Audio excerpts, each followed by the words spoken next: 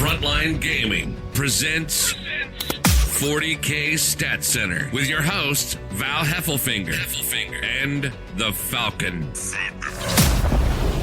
The Heffelfinger flies solo in the intro today because the Falcon is being interviewed. That's right, we've got a chat center today, and we've brought in Rob Symes and Peter the Falcon Colissimo, and they're going to be talking about stats. Not talking about stats, but talking about stats. You know what I mean? Steve, tell them what show it is. This is 40K Stat Center.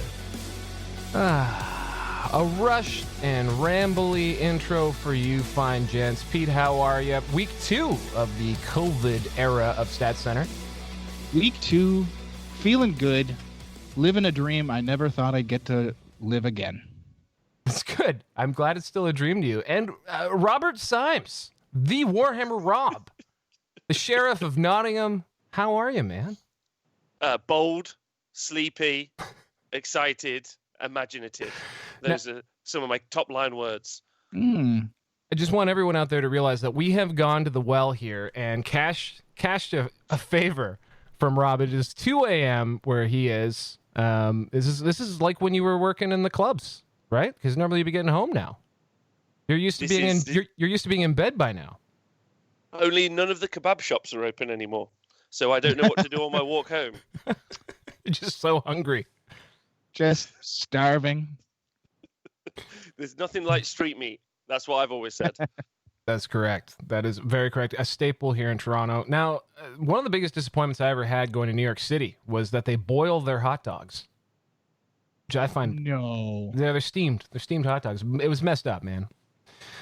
But this is not the 40K Jason show. That you can hear every Tuesday at noon BST on The Honest Wargamer on Twitch. And anywhere else you can listen to The Honest Wargamer. Rob usually posts it pretty quickly after we record that. We had a great little chat this morning.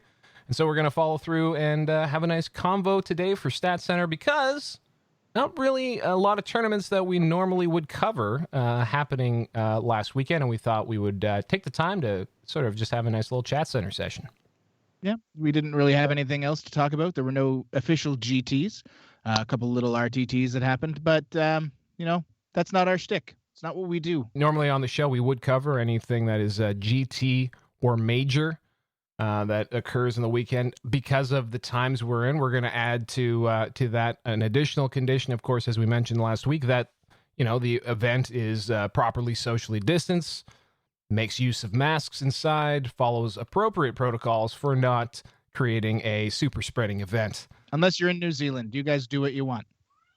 New Zealand, zero cases. You guys go to town. Make out during the tournament. I don't care. They're all about being at zero. Let's stop talking about that. Anything interesting on the FLGN this week? Well, this week on Chapter Tactics, they went over the latest FAQ, all of them that came out. They talked a little bit about power levels, not too much on that. And then they just had kind of Sean and Scary and Brandon go over some of their initial 9th edition thoughts now that they've all gotten an RTT or two in the bag or have just played, X number of practice games. So they've got a better feel for it. But instead of that normal, knee jerk, this is what I think. Yep. I mean, that's what we're all about here, especially without any actual data to reinforce our opinions. Have we seen yet what's coming out for Art of War this week? I can't remember what came out on the Patreon last week. Well, the Art of War recently had Eric Trock on going over some pretty cute Custodes lists on their webpage.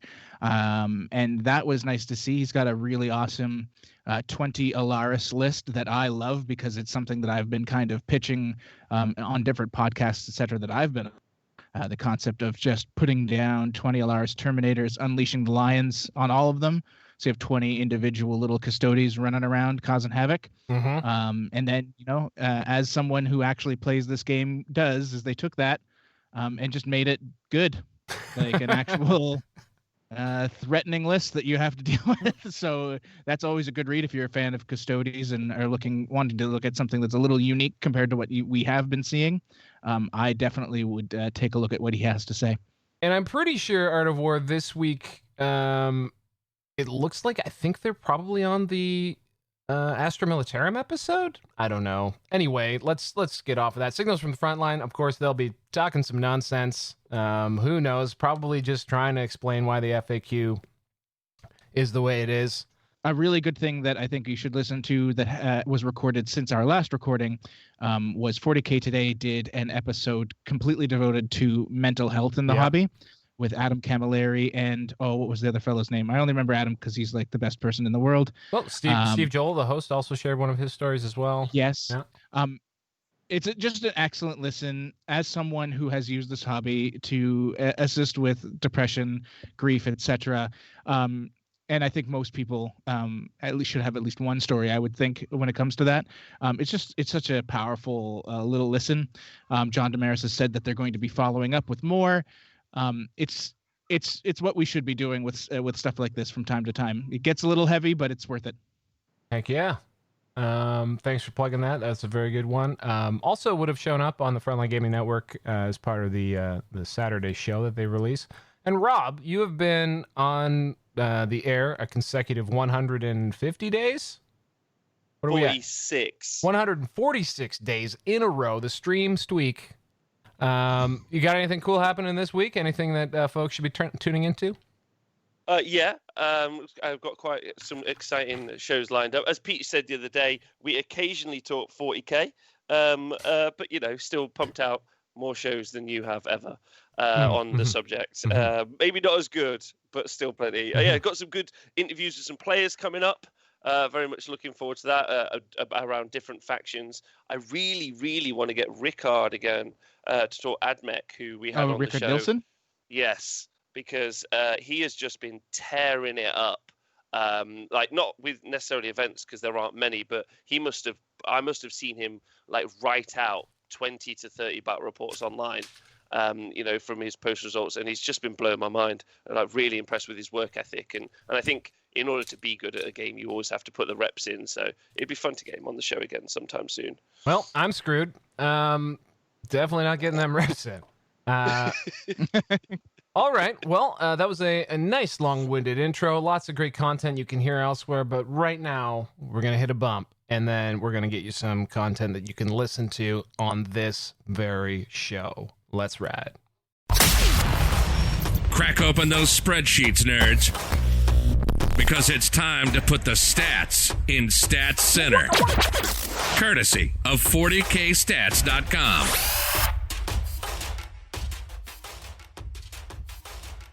I was a little early on the Waka Waka there, but nonetheless, that was our segue into our segment about stats today because, well, we don't have a lot of stats to actually discuss directly, and I thought it would actually be good to just take a pause and talk about why we're even talking about this, what makes it important, and where we would like to see things go. Pete, I would love to start with you, and we brought Rob in as well. We'll show you why later. But Pete, I'd love to start with you, just because I've seen this idea a few times now out there, which is that what value is there actually from the 40kstats.com data set? Like what as a player, what are you actually getting a value from that?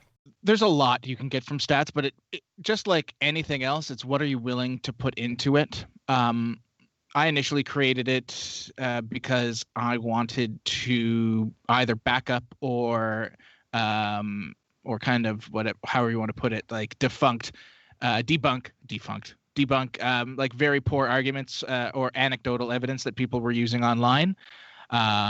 Because you constantly would see this, this army is good, this army is terrible, it needs to be fixed, or it's broken. And so initially it was more of a, let's actually see how the actual meta performs worldwide. Are these armies that do these armies actually need something done? But for an individual player, outside of that kind of like whole meta thing, you can use stats to research your particular faction to see like how they've been performing against other armies. So if hey, when I play Custodes, I'm going to have a hard time against Thousand Suns. Why is that? Maybe it's something that's very simple for you to figure out. Maybe you can then look into that data a little further and say, okay, well, I see that Custodes have won 20 of their 40 5 games against Thousand Suns. Who are those 20 people that won? What did they do? And you can kind of drill down. The other great thing about statistics is you can use it to get an idea of like the worldwide meta if you're going into, say, a major or super major, to get an idea of what to expect to play against. So, prior to the Marine meta coming out, it was very easy to go in and see, tournament after tournament were 10 to 12% guard, 10 to 12% knights, or some mix thereof. So, about a quarter of the lists either had guard or knights. So those are things you're going to need to play into. Gene Stealer cults were like less than 1%. So unless you were dealing with someone who you knew was like an excellent Gene Stealer cult player in your meta, you probably aren't going to have to play that. So you don't really need to worry as much about Gene Stealer cults. Then the Marine meta happens, and you see that Marines are 30% of the meta, not counting the other power armor factions. So now you can say, okay, these are armies that I know that I'm going to have to build to deal with if I'm going to go to a larger event outside of my little like club faction or club area. Mm-hmm. And I guess depending too on the data sets that you have and where you are, particularly active areas. I mean, 40kstats.com, you can actually pull up individual events and see how you're in some cases your sort of local GT meta is shaping up. Exactly. So like the West Coast USA, which often puts out tons of events, Middle America Gaming Series would have several. The Flying Monkey Con, like that whole belt area, you can easily pull up and see, who am I going to be playing against if I want to travel to that place, or or if I live there, how they've been performing against different factions. You can go like, hey, what's Australia like? Let me go over there and take a look. What's Sweden like, because they put out the Westeros events consistently, so you can see what their meta looks like, how it evolves, and it gives you that extra little bit of insight on top of the games that you should be playing to get better to get better overall.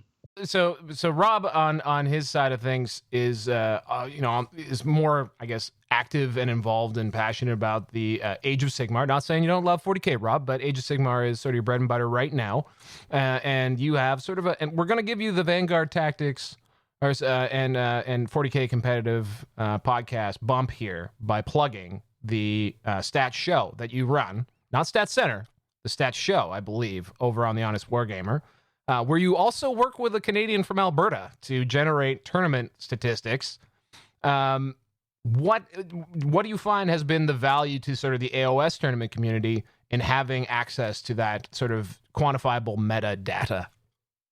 Well, I think initially, big shout out to Damien, by the way. That's LLV who produces the stats. So he's like my Pete, and he.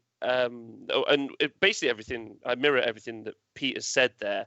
Like, it gives information to players to better understand their local environment and what's going on. It helps us understand global trends or when armies are riding too high.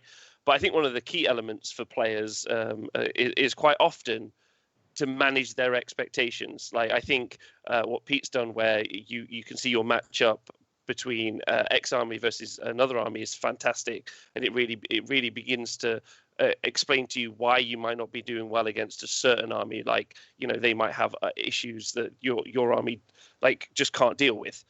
But I also think managing expectations has been one of those really key elements as well, because when you're talking about like top tier competitive, which I think a portion of people who are listening to this will be, there's also a giant swath of people underneath who are just losing games or winning games, and they don't really know why. But once they start to understand that really they should only be winning 2 out of 5 games with their army because it's really poor at the minute, let's say. Or hey, if they got 3 out of 5, that it's a outstanding thing that hadn't happened yet. If it's a really bad faction. Yeah. Those are sometimes often my favorite things to look at in the stats, is the outside picks. Also, quite often, when we look at like match win percentage as a faction as a whole, one of the things that always stood out to me is and the role of the analyst, which I'd really like to touch on later, is being able to explain to people that yes, the army as a whole has got, let's say, a win rate of roughly 50%, but it really is this one particular build rides really high.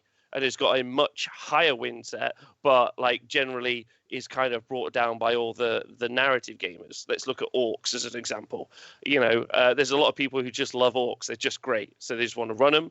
And so when you look at the stats, generally maybe the field is lower than the top competitive build, which at a certain point might have been a real issue in the meta. So the key element there is that the stats are really good for making us understand the game state going into it, which is what everything Pete already said. But you also are able to, the role of the analyst, which Pete does incredibly well, is to maybe be able to dive into that a lot more and explain why some of those stats, even though you see a certain win rate, it might be above or below, and and there's more to that story sometimes. Yeah, sometimes you can get meta moving individual players. You can have, that one particularly dominant build. One thing that I've actually really loved as one of the things that we've gotten to see is the field percentages. So the share of armies, that given factions have, and to see, especially in those super, basement dwelling awful factions, what is their minimum level of support? You know what I mean? Like, who are the guys that are going to play Space Wolves no matter what? Who's going to bring Grey Knights no matter what? And just to see how many, how much passion is represented in that faction. And then when something like, Grey Knights gets that massive book, how many people have Grey Knights on the shelf ready to come out? That's been fun to watch for me, just from a sort of like big picture perspective, because that's where I like to live. I was going to ask as a follow-up to this, out there you often will see, well, not often, but a lot of the times, I will see really annoying comments from, couch potato statisticians, people who don't know the grind that goes into verifying and creating all of this stats and information. It's a manual process right now that Peter and LLV would both be doing on a weekly basis. It's a massive amount of information to go through and process and personally check and verify. And some people will say, that the sample size isn't big enough, or that, that data set is nice, but that's still anecdotal. What do you guys see as the limitations of the sort of, quantifiable tournament data that we're able to, produce right now? Well, I mean, obviously, the current limitation is no events, but we'll imagine a perfect world where everything was or is as was. Yeah. And I think realistically, the issue is Pete does this, and you guys, if you're listening, should support him on Patreon or the Stat Center on Patreon, or whatever way you can support effectively. But also the same for LLV. They do this, like you said, the manual crunching. I think support needs to come from like an infrastructure perspective. I feel that tournaments for a long time haven't given us tournament apps or tournament kind of like software, hasn't given us the right kind of tools to help us deliver some of this key information later on down the line. And I think that we could really explore that in a really dynamic way, because I think actually once Pete had done the stats and once LLV had done the stats, it really informed the conversation that everyone was having in the world. And I would like to see that. I would like to see that not only increase, but I would like to see that really specialize effectively as we think it through. The limitations are obviously manpower, but I think you saw good things like the ITC Battles app, which you were able to. I don't think that necessarily kicked out any data. Sorry, my Australian brothers, data. I loved listening to Adam Camilleri or Josh Stiffy talk about data. We got to get the data in. Just got to get all the data. So I feel like the limitation right now is that we haven't developed the technology properly to kick out the information. But I think the key element there is that we haven't really defined what information we want to see. And maybe we could talk about that on the show. I'd be very excited to talk about some of that. Oh, we'll get there. Yeah, I agree. I think that there came a point early on, it was pretty consistent. Hey, we don't have enough data. This isn't really worth anything. And then once I got, 50 or 60 tournaments in, and people would say that, and then I would say, okay, well, I don't know how to get more because we're at 40 or 50,000 games recorded. That generally stopped. Once you got to a point where you could look at the numbers and say, okay, well, now there's a lot. Particularly when we hit that real big peak about a year ago where we were seeing 6 to 8 GTs and majors a week. And I was working 24 to 30 hours a week collecting that data to make sure it was all accurate and get my website updated. At that point, those arguments were almost non-existent. The only people that made those arguments were people that didn't know the stats existed, right? Once and that was really good to see for me. That was actually like a proud daddy moment for me, was getting to that point where the stats were consistently being used. You could see people quoting them, maybe not quoting them accurately, but that's what happens with stats. People will always, turn them to their advantage, which is just another thing where you have to get into the analysis and be able to explain it a little better. And I mean, that goes for me too. There are definitely times where somebody would say, well, this is what's happening with this faction. I'd be like, no, you're talking like poppycock. And then I'd stop and actually look and be like, no, the guy's right. I'm the one who's like super biased right now. So I need to take a step back.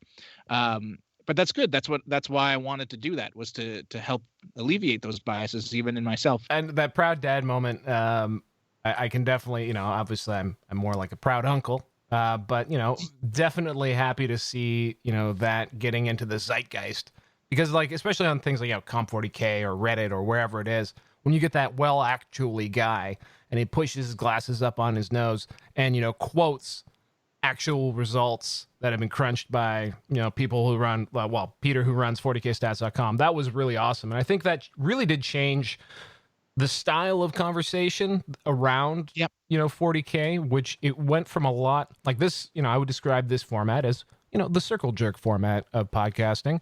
Be a lot of guys just sort of reading the shadows on the wall, trying to figure out the what someone intended or meant by a list. Really everything truly was anecdotal. So being able to quantify it, even if maybe, the data set's incomplete because of how fast meta shift and rules are coming out all the time. And anyway, there's lots of ways to criticize it. I think that was just really amazing because it just changed the way we could talk about 40K, and I assume the same is true in AOS.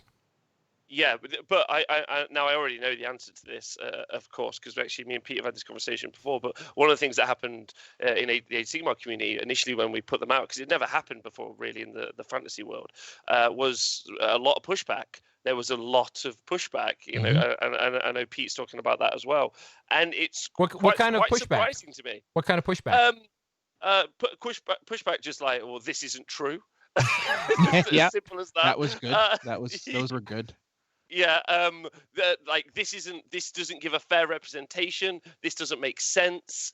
I think also problematically is you sometimes get people who have some sort of investment in trying to muddy the waters on the facts that the stats are trying to represent. As an example, obviously, 40K was when the Marines were so effective.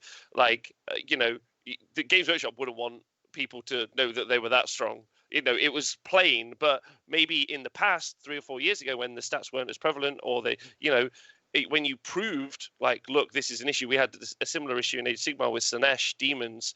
They were like a 6-month 70% win rate. It was just horrific, and we were pointing it out, and I just flat out said on the show, I was like, we should just ban Slanesh at tournaments. It's just not fun for people to engage with. It's not interesting. And there was a whole hubbubaloo. I got called a terrorist. It was really fun. Nice. And yeah, exactly. But we were like 2 or 3 years into that at that stage, so it wasn't an issue. But it was a fascinating time. But now they're much more generally accepted, and really people are really excited to hear about them, which is really fun for me. Really excited at this stage. But yeah, a lot of pushback initially. Yeah, it was the same. A lot of people, it started with, well, there's just not enough, and then it was, well, this just isn't true, you need more data, or, well, it's only true because of this, and if you could track X piece of data, then you'd realize you're wrong. And then it kind of progressed, like I said, to a point where it was like, well, there's just too much. And I mean, like, it was like some of the best conversations I had were early on, because you'd get like actual statisticians, people with degrees in this, that would message me, and they'd be like, well, have you tried doing this? And we'd have these like really in-depth conversations that I super enjoyed. They would put out data on Reddit that kind of backed up what I was saying, but in just like the most extreme way. And I loved that. I really appreciated the conversations I'd had with people like Nell Byler, and like there's so many. I could just go on, just because, you know, they helped flesh this out even more for me. That this was something that people wanted and needed, and then now we've gotten to this point where I'm kind of depressed about it because we don't have the events. Mm-hmm. So we're kind of in an early stage of ninth. COVID's happened. People want to know what's good, what's working, what's not, and we don't have the events to really show it, right? Mm-hmm. And the only events we have are very small. They're generally RTTs. We've had 3 GT, like official GTs, since Ninth launched, which is so small compared to what we would have had if this wasn't happening. And it really sucks because I want to provide that data. I want to say like, hey guys, look, here's what seems to be working early on. I would love to have more than 2 events logged on to 40kstats.com, which is where I'm at now. And just so that we could really see a full fleshed out vision. So that we know where the meta needs to go. What are people actually afraid of that they need to be afraid of, and what's bad that should be looked at? Because we got a bunch of codexes that are coming. We got FAQs that are or are not going to happen, and right now we can really only use like that anecdotal evidence that I hated to begin with. Yeah, we're right back to if 2 mimes play 40K in a forest and no one's there to record it. Is there a meta? And we can debate that all we want, but let's just think here, because I'm not sure if you're aware, but Vladimir Putin has announced that there is a vaccine for COVID-19, so everyone can breathe a sigh of relief. Okay. It's just mercury. That's they're just gonna inject mercury and bullets, and hard work and vodka. Oh yes, hard work.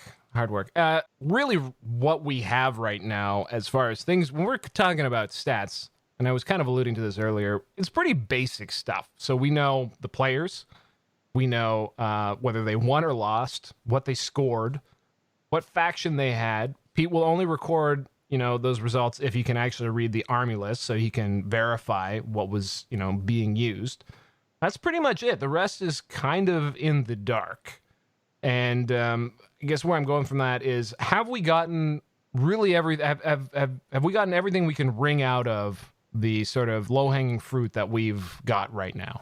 Okay, well, so from the way the information comes in, I think it might be Pete's point, not to jump on him, but I think that from the way that we get information in already, like probably most of the information we can get is available, like and Pete puts out as much as can be done. But I think that we should be really, really working. Let's imagine COVID's not happening at the minute. Mm-hmm. We should be really working on generating more data. Like, and I'm really obsessed with this because obviously this drive from me comes from a different perspective from where we're talking about with the stats as we currently have them in both game systems. What I want data points for story, because I want data points for story for coverage. I also want to know. I also think there's some deep down drive to know some of the more minutiae of tactics. Like, I want to know how many people win the roll off for the first turn and are giving the turn away. I want to know what percentage that is. Like, just flat out, I just want to know what that is. And that's pretty easy data to track. But like, I think that there is so much information that we could wring out of players and games so that we could tell far more fascinating and detailed stories about matchups, right? That I would love to talk about. But I think probably based on what we currently have, Pete would be better placed to actually say. Yeah, no, I agree. This is So what I would have said yes, but for the exact reason you just said no. I think that there is so much more that we could know, but we don't track it. In terms of what we do have, I could, and other people could, break things down further You can always go to like the infinitesimal level. Mhm. Because I mean, I've done like quartile reports for factions for people, because that was kind of like a nice to know, and it does give you an idea of just how like certain things happen. You can do like cross comparisons of data from date to date and have it all easily like accessible. Like there's a lot that you could still do. Is there juice to that squeeze? Am I putting out Mhm. enough? Am I getting enough out of the extra effort? Right? Like a lot of people love unit results. They want to know how good is X unit performing in a faction. And that is really good. I do it for every LVO. People love it. They just get like so into it.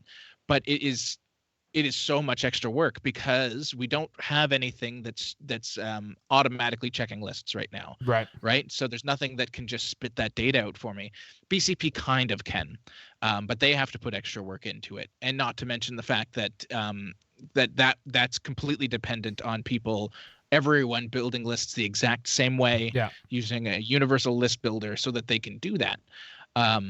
So actually, that's an interesting little segue there, in which is how do we advance, data collection and make it so that because running Stat Center, it's been fascinating to me when we run into tournaments that are annoyed that the world wants to know about it. It's, yeah, I get it and I don't. Like I know like locally to where I live, there's a place called Kingston, Ontario. They have a gaming store there, and they have lived on an island my whole life in 40K. They've never come off of their island. They're their own thing unto themselves. But they've never run an ITC tournament, and so when we started getting situations where it was difficult to convince a TO that it's worthwhile to upload your army lists, or to have them in a place where they can be verified by people outside, that having stuff that we could actually check, or even just exposing results, or sharing the spreadsheet if they're not using something like BCP. What is it if I'm a TO and I'm feeling like for whatever reason this is really putting it on, what is the value to me in having better data collection at the event level? I think from an event level, it's going to be your game balance going forward. It's the concept that people will be able to see the numbers, and say, hey, this faction isn't doing so well, or hey, this faction's doing overly well. Be able to push that to people that can actually do something about it, and we see actual change. On top of that's the big one. If you're looking for personal, I mean, it's your players want to be able to, like most people want to be able to have like a way to look at how they have performed. And so being able to be like, hey, I went to the guacamole bowl on Thursday, and it looks like 40kstats.com's got all the results up. I can now look and see how everybody performed at that, and that's something that'll carry over for however long, right? Like I archive all the data in spreadsheets. People can go and download them later on. You can filter however you like, so you can see this stuff on and on forever. So you'll know forever just how poorly Val did at the Northwest Open in 2017. Sure can. Right? Like that's something that's out there forever. And but like that's all statistics that people are super interested in, just even for themselves. So being able to have that out there is great. I mean, for me, it's always going to go back to that first statement of, this helps the collective whole, but whether people are interested in that's a whole other story. So for their individual players, for their quote unquote customers, it's that ability to look back at how they have performed, how their friends and coworkers, et cetera, have performed, and compare that to the rest of the world. Yeah, and they could also use that to encourage players as well. Like I've said, the people who go 3-2 with a list that should only ever go 2 and 3, or even 1 and 4. Like, look, you're performing way above the average. That's excellent. Like, people can track their own personal information, and then they can compare that to the pros, for lack of a better term. And you could just be like, okay, well, I'm playing my orcs. It's very similar to that guy, and he plays his orcs, but he goes 4 and 1, and I go 2 and 3. Like what decisions, or what composition of lists is he changing?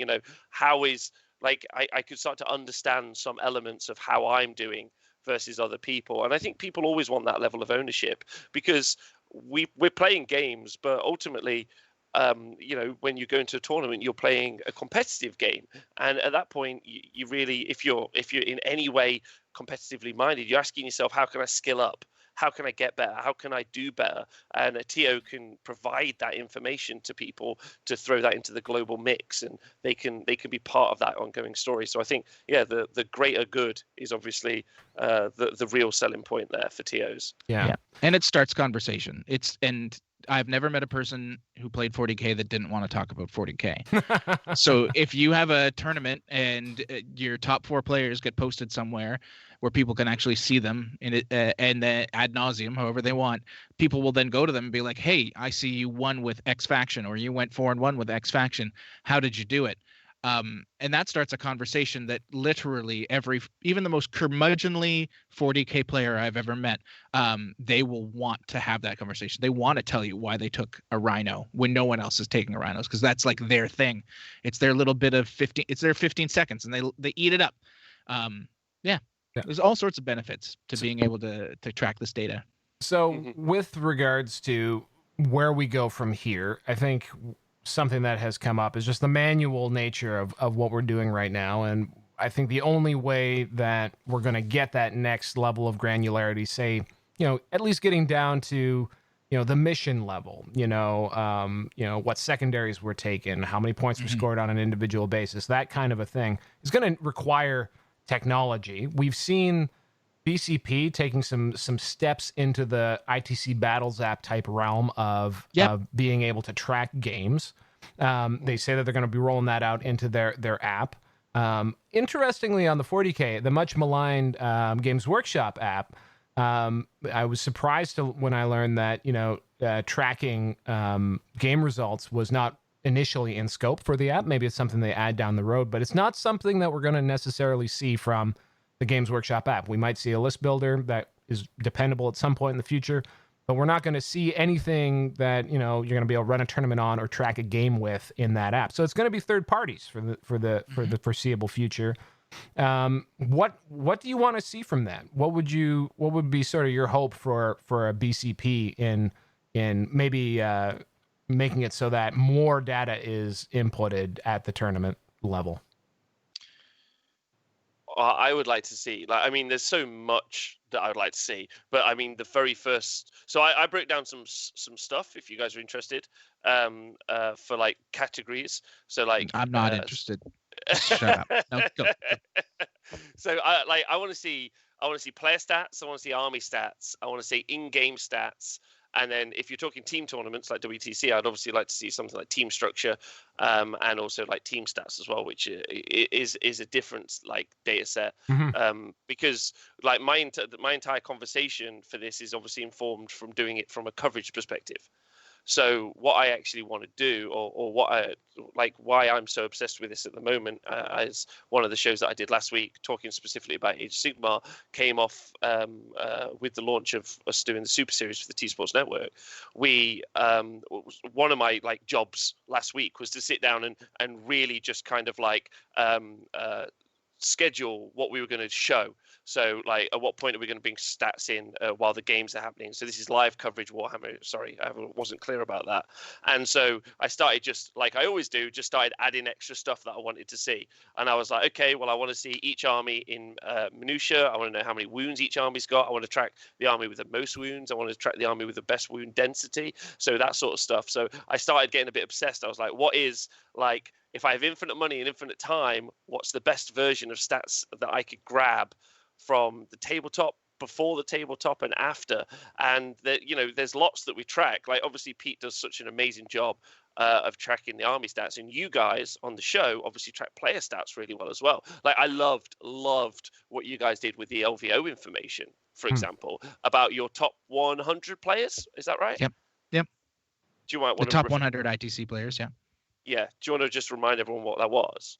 Oh, their win rate was 82% or something like that this year. The previous year it was 79 against the rest of the field. It's a statistic that Steve Pamprine came to me asking about for the 2019 LVO, and so I decided to just consistently push that out because it kind of shows the the differential between playing at a high level compared to a low level of play. Like these top 100 players, they have a distinct advantage no matter what they're playing, because even if you look at their faction breakdown, which I also did, you'll see like they run the gamut. Sure, the majority of them are going to play what is probably the best at the time, but there's just as many like orc players that may not have been performing as well. Space Wolf, there's always like that one guy running Space Wolf, and he's the top 100 ITC, and still together they have this like ridiculous win rate across the board against anybody that isn't within that top 100. So like I'd be fascinated to see those player stats, like displayed on screen. That's stuff I need to know. I would like to know, and I think that they're really interesting stats that we don't necessarily cover all the time. Maybe I think if there's one great validation, and this has become less and less a requirement, especially throughout 8th edition, and I'm sure at 9th as well, of this being a skill-based game that is worth playing. And I think when you can see sort of the disparity in skill level laid out like that through individual player data, then it becomes the sort of salty casual who says that all they do is cheese. They don't really have a leg to stand on that. You have an argument for. No, this is a skillful game that you can work hard at and get very good at. So that's another really wonderful effect, I think, of having these kind of granular stats. But I want to bring this right back to where I was going with that. So BCP guys, Garrett, Adam and Diff and Paul and one more. But anyway, they listened to the show, and I think they were really proud on our chat center to sort of talk about their ability to sort of generate more player-based stats. They brought that in. If people out there don't know, you can log in actually to the BCP website and get a lot of interesting player level stats out of that, like their win percentages, etc. As long as it was in a BCP or DUP entered tournament. But what would you like to see? What would, from their end, from the technological side of things, what should we focus on capturing? What would be the biggest bangs for the buck? So I've already talked to Diffie a little bit about this, and he has, they have created a kind of beta version that people can use for their casual games at home. They haven't been able to implement anything that is like tournament connected, so we can get like the statistics published out, which is the next step. But things that I really want as a first step over what we already have is stuff like kind of Rob already mentioned. Who won attacker and defender? Who went first? Who went second? Did they choose to go first or second? What secondaries did they select? What is the average points for those secondaries in a game? Which secondaries are getting picked more than others, and in what mission? Because we should be able to see all that. I'm tracking what missions are being played per round so that we can see kind of win rates by mission, just to see if there's any kind of disparity between different factions in the missions. And you have seen that. You saw that in the ITC mission pack, yeah. In the ITC mission pack near the end, I gave Reese a bit of a heart attack by showing him just how well Raven Guard did in certain missions in White Scars compared to other factions. And White Scars actually had a relatively poor win rate overall, except there was like one mission where they absolutely wrecked everybody. They had like an 80% win rate. But that's all stats that I want to see. And you can go even deeper. The ability to like do that unit breakdown and say X percentage of lists run X amount of points in X unit. That would be something that I would love to see as well, because then you can actually see what people are playing consistently and what's performing well. There's so much that I want. The go first is the biggest one. Go first and attacker defender, because that is one that we're seeing all over the place as like this is why the missions aren't good. And we've seen it forever, right? Like we seem to make it, we've made it, a lot of people make it seem like 9th edition is the first time we've ever heard this. Mm-hmm. But like every edition this happens. The edition comes out and like 80% of people if you go first, you win the game. Always. That's just what it is, unless the other person gets lucky. Is that true? And we never know. We've never tracked that. Down Under pairings did for a while on there. But I mean, they were such a small percentage of the tournaments that you couldn't really use it as concrete information. Yeah. They managed to get a decent amount of games in, but also, 90x% of them were out of Australia and New Zealand. So it was also the question that people would come up with was, is this just an Australian meta thing? So there's like lots of stuff that I want to see worldwide. And if BCP, which I'm super excited about, can get that out there and make it like the thing to use, right? Mm-hmm. So that, 90x% of tournaments use it. Well, then we're gold. Then we can see all this stuff. We can spit all this data out, and we can make a like more accurate predictions about games. We can, send this data to people that actually have a say in things to get things fixed if they need to be fixed. Like, there's so much we can do with that kind of data. Yep. Yeah. It'd be fascinating, like when strats are used, like obviously which secondaries are chosen and when they're completed by, like in timing, like on turns. But I think when strats are used is a big one. I'm really into the tempo of armies. One of the things doing coverage a lot is you really start to understand that armies have like a tempo, and some are really front loaded and heavy early, and some like really scale and work better later. And I think that like understanding where they're used or how consistently they're put out, especially in 40k, especially when and some of the things Pete just talked about is taking the first turn, giving the first turn away. I'd like to see that percentage across the field, and then I'd like to see it in that 100 players.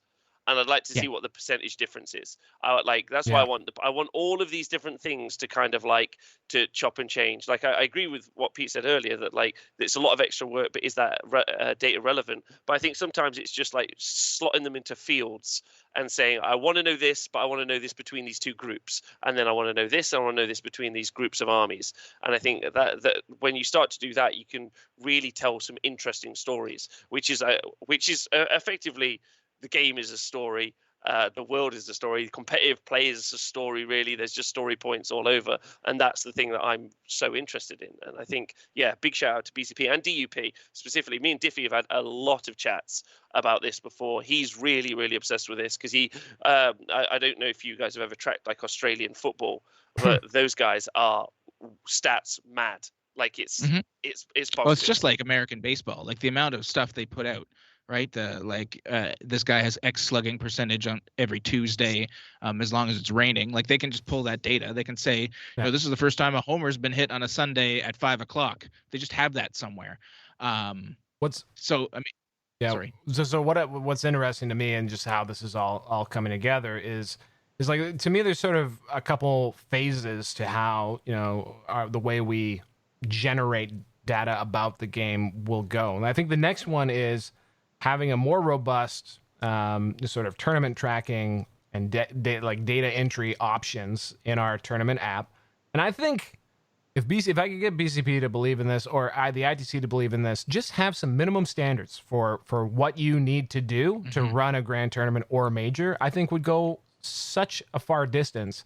For example, if there is an option to track your scenarios and mission scoring in the app, if you're running a GT, you have to use that. You have to upload your list in a certain fashion. Like having these kind of structured things, forcing conformity to how we input stuff, will be such a boon to the game overall. And we'll hopefully be able to be fed back to somebody, and will give us that next I'd say stats 2.0 when we get to that real game level stuff. Some of the stuff that like I think Rob's talking about, which talking about being able to quantify tempo and comparing. We were talking about this, I think, earlier this morning, which is a lot of that has to do with the fact that, now there's GPS trackers on players. They can tell exactly how far they've moved in space. They've got LiDAR, around the field so they can see where the ball is in space, how far the ball is moving, how fast the ball is moving, all these things. And so they're using some pretty serious technology to generate that information, not necessarily automatically, but in a very scalable way, which, by the way, was something like, Minotaur Gaming's, VR or AR app, which has, is being enabled with base recognition. You're going to be able to start seeing how far a unit goes. Like you're going to be actually be able generate that kind of stuff theoretically anyway. And that might be, stats 3.0. And I think all of this leads into more things you can talk about, more things you can analyze, more stuff you can put on a screen, and more fundamentally consumable competitive 40K becomes as sort of an entertainment, which Mr. Symes, I think is my attempt to segue over to what you're doing with the concept of T-Sports. You're the nascent Dana White of Warhammer. You're building an arena right now to broadcast team events, maybe future singles events too. How much has the ability to capture the games at such a more minute level factored into the vision you have for being able to make tabletop games more presentable and engaging? Huge.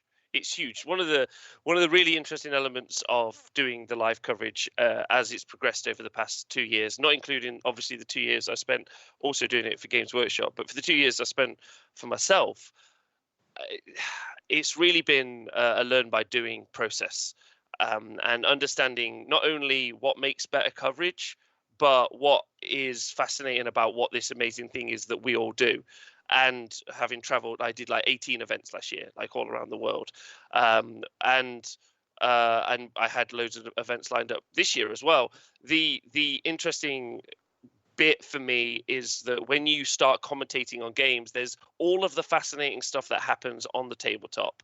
There's all the fascinating stuff that's happening around with the players, and then the overall meta. So as a backdrop for stats, for example, like when I was over at Capital City Bloodbath and I was doing coverage with you two, we were able to rely on Pete's stats to be able to like talk about the game against the backdrop of the rest of the event, because obviously you were going around and talking about that, but also the rest of the world and where it was situated in stats there. And as that has progressed, I have we started to work on this concept of information-rich environment, which is just some stupid term that I came up with. But effectively, it's not quite as good as T-Whip, but it's pretty good. Yeah. So the idea is so we were at an event earlier, just in January, just before COVID, and we sent out questionnaires to all the players. So we had a whole bunch more information that came from players. So we did the legwork on that ourselves to generate all of this information. We obviously all had the stats as a background as well, and we always have the live infield reporter going and grabbing information. But in the future, what I want all of the information, like all of it. Like I want to know how many charges were attempted by that player and how many were successful and how many were not. Like I want the whole bunch of data. And I want to be able to go back and look at games, because with the T-Sports Arena, I guess that's what we're calling it, with those games that we've got lined up and those tournaments that we're going to set, which are team events, but we would try and do singles as well. What I really, really want to do is be able to go back into the post-match and break it down. Like I want to understand the games as we saw it, as we called it. When you're doing the commentary, it's just exciting story. It's just like, is the Tau commander going to fly over? Is he going to take that out? Apparently, in that one game we watched, no, for 5 turns, it was terrible. But once we have that, and when we see that maybe that list play multiple times, that's one of the other problems that's one of the things we're going to do in our tournament structure anyway, is the same people, not the same people will play, but the same list will play on stream at least 3 times. And so you'll be able to understand how that list plays in loads of different factors, a bit like watching a battle report, but you just keep seeing the same list play over and over, and you really start to understand how maybe that list works. So there's so much information that we still don't pull out, and that's because repping 40k or Age of Sigmar is hard, right? It's like 2.5 hours maybe, and you got to rep it again and rep it again. That's a lot to pull.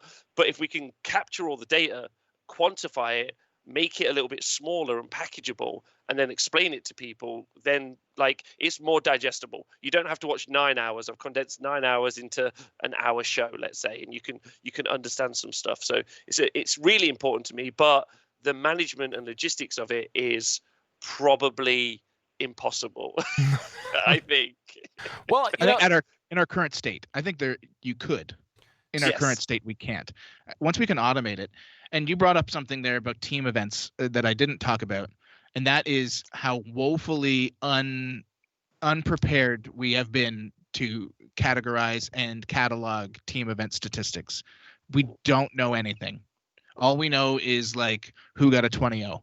Mhm. We don't know who was picked as attacker, who was picked as defender. We don't know like anything. And it is so much different to categorize and provide statistics for a team event over a singles event. And I'm actually very excited about your Super Series because it might be our first chance to try to do that, to be able to get this data and have talking points for future events. A big bummer for me this year was that I was planning on going to WTC. I know, Rob, you had invited me to help commentate, but even if I wasn't going to do that, my plan was to fly out and just track stuff because no one does that. I would have just walked around and like badgered people for information and hoped I didn't get beat up, just so that we could have something for once about a team event, because things are so different. Because somebody getting 5 20-0s and an 18-2 sounds impressive, but maybe every other team just fed them like their baby seal. Yeah. Because they couldn't guarantee points off that person, right? So it's not to say they're a bad person, but did they deserve all those 20-0s? And like that's all stuff that I want to be able to talk to, and we just don't.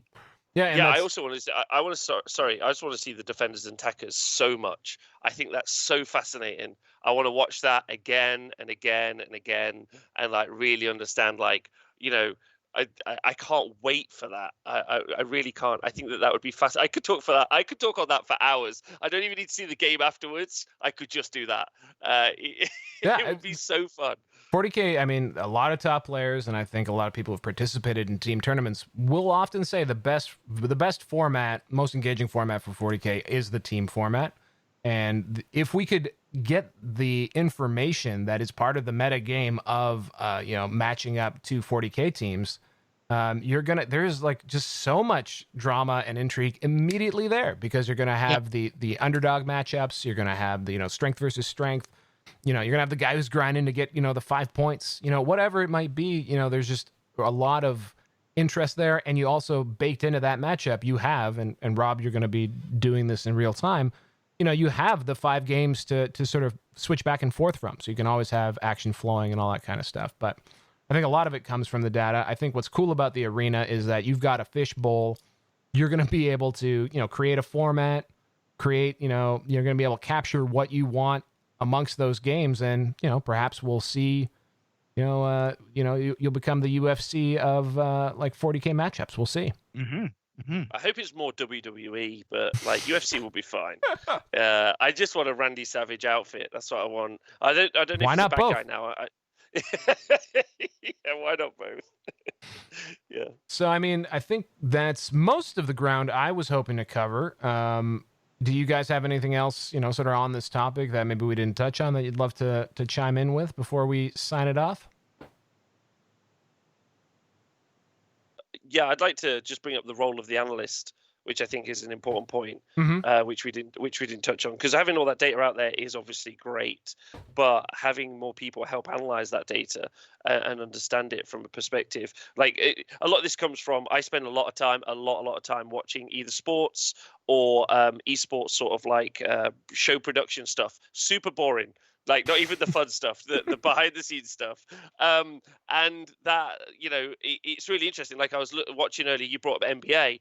I was looking at like how much does that data analytics actually help the team improve? Well, they like had a 5% increase in their their general output in 2018, and they ended up like taking that out, and it was like they put it all down to analytics. And then like golf, which I'm like, what can you even analyze in golf? Just whack the ball, man.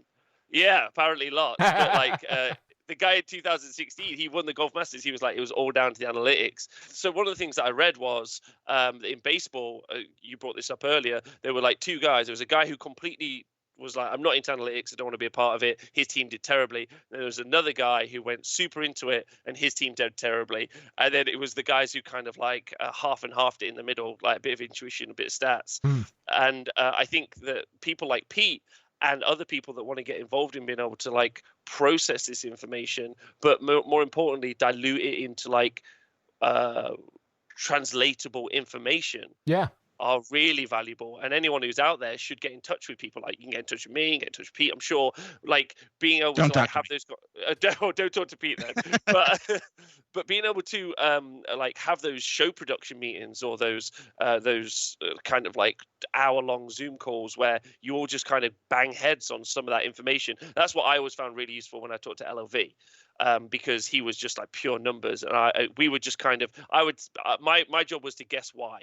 That was pretty much my job. I was like, this is probably why. These are how armies work. Yeah. But there was loads of other people that pitched in with that, and I always found that really, really valuable. So it's more of a call to people. If it's something that's interests you, I think you should get involved in it.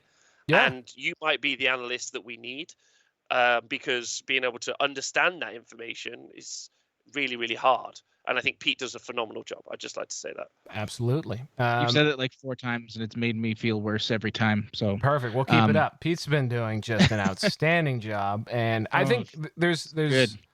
there's a comparison that I think, especially when Reese was arguing for some really hilarious basic standards. I think it was like when the code of conduct was being floated as an idea, maybe chess clocks, just some really basic sort of table stakes stuff. I think for a fair tournament was being floated. He would compare, amateur, races, like when you're like, when you go and you do a 10K or a half marathon or a marathon or whatever, it's a bunch of people who may or may not have trained enough for it. The vast majority of people are not there to win the thing. They're out there to survive it and finish it, or maybe put up a personal best. And even though that's sort of the level, it's just enthusiasm, there is still a lot of structure around it. There's a lot of information that's collected, and it's taken very seriously. And I think in 40K so far, we have sold ourselves a bit short, in the sense that I think there are lots of people out there who would love to, be a referee or a judge. I think there's lots of people out there, like every single, softball or soccer league out there has a patient parent who's sitting on the sidelines, recording balls and strikes, or goals and assists. These people exist who just want to make whatever they're doing a little more interesting, a little more engaging for people. And I there's got to be more out there, I think, and perhaps this is a call for folks who are interested in participating in this, in the sort of the creation of more of that sort of that global feel, that game that's larger than any one tournament. I think finding more of those people who are willing to dedicate so much time to it is, I think, possible. I know you're out there, and I encourage you to just put your hand up, or not even put your hand up, just go do it, because it will be appreciated. Yeah, I mean, I just did it. Yep. Nobody asked me. I sent an email to Pablo and said, "Hey, do you think this would be important?" And he said, "Yeah, but no one would do it." That's all I need. You just have to tell me that it's impossible, or that no one is willing to do it, and then it'll probably end up getting done, as many of my bosses in the past have used to their advantage. Once they figure it out, it is what it is. Be careful asking Peter for something, because he'll do it. So to round this all out, I thought maybe I would leave on this note, and you guys can discuss it if you like or not. Mike Bask, a certified Warhammer hero operating out of Western Australia in Perth, ran a series of RTTs this past weekend. They were very large, only 3 rounds. We didn't really get into it, but he did record going first, and who won?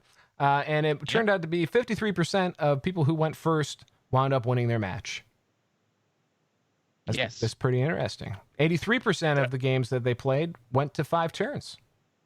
Yep. Over 3 hours, I believe. Yeah. And which is fine. It's not a tiny amount of matches either. We're looking at 129 games here, which is pretty cool. Yeah, I mean, it's any amount of data is fine. It's just, will it play out in the future? But it's a start, and we didn't have one, and that's great. Yeah, that's what I'll say to them, right? Like, I don't. Sorry, Rob, to cut you off. I'll let you speak a second. No, I don't track. I would say. I don't track RTTs for a reason, and it's generally because they can be so skewed by local metas, by all sorts of things, right? Because an RTT can just be in some dude's basement if they wanted it to be. Mm-hmm. But these are like 48 and 32 person events, both of them. So it's not like it's a small number of people. Sure, it's heavily localized, but it's a start. Yeah. I've actually, with COVID, been thinking about just tracking RTTs anyway and filtering them out on the website, just so that we have the data. So you can say, hey, with RTTs, what do things look like? Because we just don't have the GT data to work with. And I think it's fine. I think it's great. I'm glad he did it. I kind of parsed through it a little bit, and I'm really hoping for more. I want more people to come out so that we can say this is a definitive thing. Yes, it doesn't matter, or yes, it does. And maybe now at 83% completing in 3 hours in a relatively casual, RTT, can we bump it down to 2.5 hours in a highly competitive super major? And does that give us enough time to do other things with our lives, so that when BCP breaks down at LVO, we can still get out at 10 o'clock? Anyway, looks like we've run out of time. Oh! You guys have been great. I hope. Sorry, Paul, I love you. I hope the audience has enjoyed our little discussion here. Rob, was it worth staying up for?